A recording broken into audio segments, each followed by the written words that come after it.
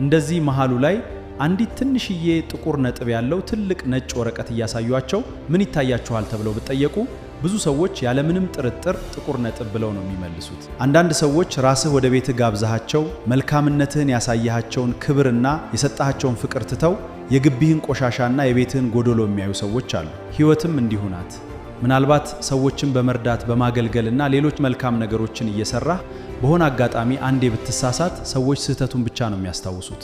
አሁን እንደዚህ መሃሉ ላይ አንዲት ትንሽዬ ጥቁር ነጥብ ያለው ትልቅ ነጭ ወረቀት እያሳዩአቸው ምን ይታያችኋል ተብለው ቢጠየቁ ብዙ ሰዎች ያለምንም ጥርጥር ጥቁር ነጥብ ብለው ነው የሚመልሱት። ይህ የብዙ ሰዎች አስተሳሰብ ነው። ሰዎች መልካሙን ነገር ትተው ጉድለት ብቻ ማየት ስለሚፈልጉ 99% የሚሆነውን የወረቀቱን ነጭ ፓርት ሳይሆን 1% ጥቁር ነጥብ ነው የሚታያቸው። ስለዚህ ሁሉንም ሰው ለማስደሰት አትሞክር። ምክንያቱም አንዳንዶች አበባውን ትተው እሾሁን ይቆጥራሉ፣ ሌሎች ደግሞ ፀሐይን እያዩ እንኳን ብርሃኑን ትተው ጥላውን ይፈልጋሉ።